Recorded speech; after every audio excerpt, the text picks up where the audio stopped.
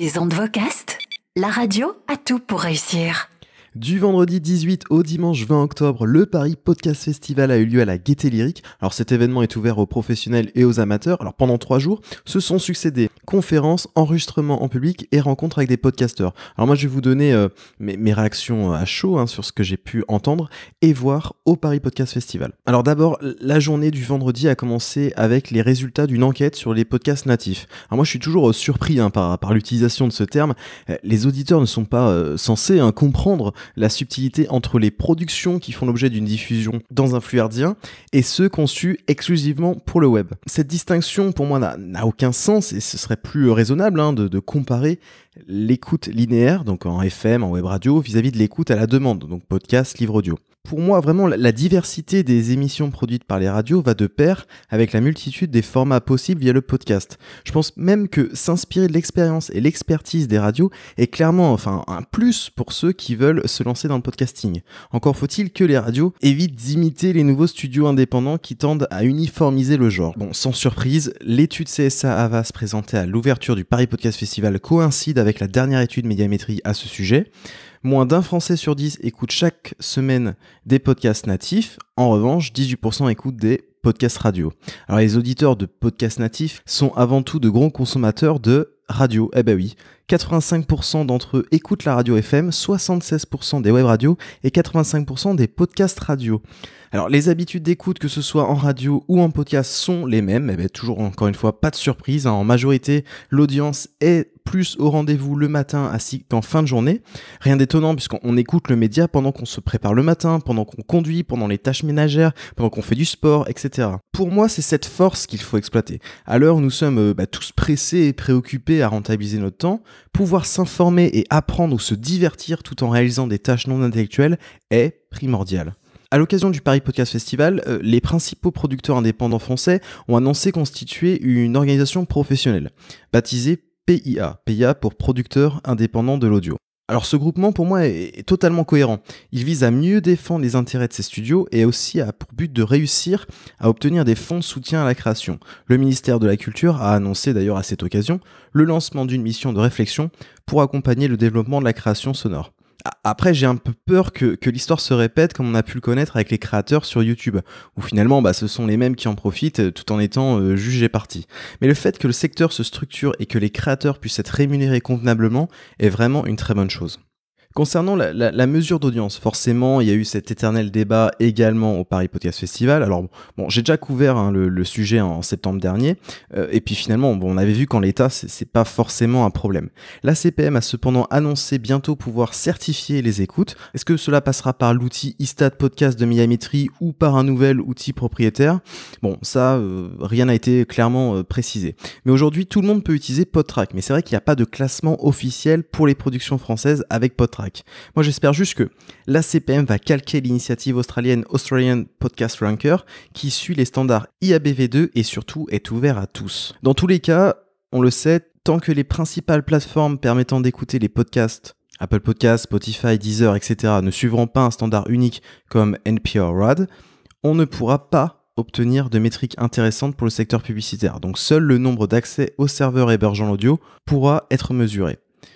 Quant à la relation entre le podcast et la presse, donc il y a eu pareil une sorte d'atelier, un atelier débat à ce sujet. Donc dans un contexte où les médias deviennent des médias globaux, il est naturel que la presse, comme la télé et les youtubeurs, se lance dans le podcast. Alors moi je fais beaucoup de veille et c'est vrai que lire des articles, ça me prend vraiment beaucoup de temps. C'est vrai que moi j'ai toujours ce rêve, c'est de pouvoir un jour gagner quelques précieuses minutes en écoutant tous les matins l'équivalent résumé de ce que je lis avant d'aller travailler. Donc via un mécanisme de flash briefing sur Alexa par exemple, ce serait idéal pour moi.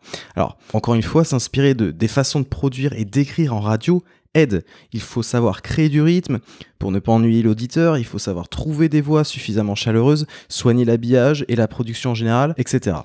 Les marques aussi s'intéressent au podcast parce que c'est le média de l'intime, le média où la publicité est le mieux acceptée, selon plusieurs études. Alors en fait, aux États-Unis, on commence quand même à connaître des podcasts avec réellement des écrans publicitaires, loin des quelques secondes de réclame habituelles. Et franchement, c'est indigeste. En France, on a aussi Énergie qui met 3 minutes de post-roll pour promouvoir un podcast de marque sur un extrait de sa matinale qui dure 2 minutes. Oui. Alors, les marques doivent faire avec le podcast comme certaines le font avec leur blog de l'inbound marketing. Apporter du contenu intéressant pour son audience et placer naturellement sa marque sans la mettre grossièrement au premier plan. Moi, je vais surtout vous parler du concept de fiction audio, qui a l'air d'être le nouveau terme pour feuilleton radiophonique. J'ai écouté L'Employé, la fiction de Spotify. Donc, j'ai écouté dans la grande salle du Paris Podcast Festival. J'étais assis dans le noir, concentré à écouter cette série audio, comme au cinéma, mais avec un casque. Alors, la production est top, l'histoire est intéressante, mais comment dire ? En fait, j'ai eu du mal à écouter des choses sans faire une autre activité.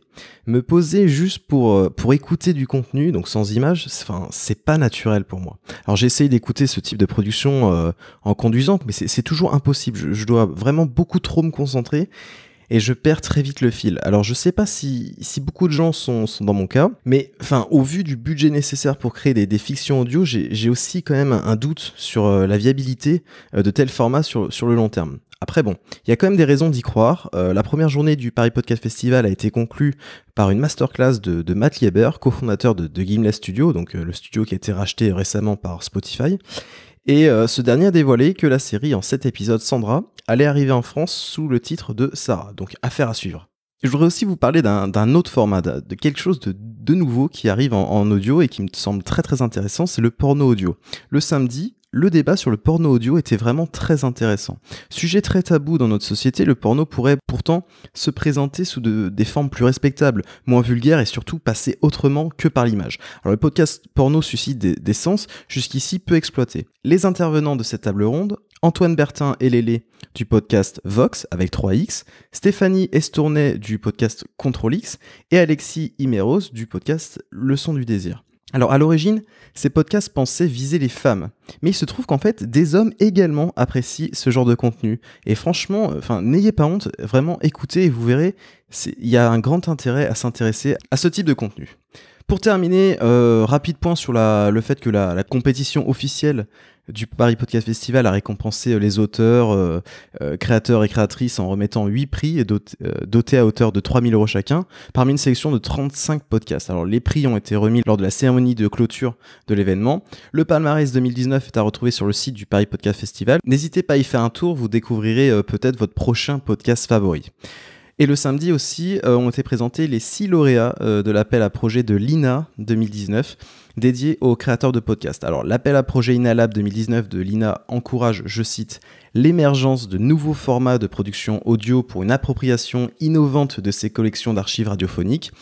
Bon, je vous laisse découvrir les 6 programmes sélectionnés, mais pour moi le résultat semble décevant dans le sens où la fameuse nouvelle écriture propre au podcast natif est de mise. Dommage d'avoir des formes de production tournées vers le récit ou le questionnement de sujets sociétaux et non des projets valorisant les archives radio elles-mêmes, faisant découvrir et expliquer ce qu'était la radio jadis.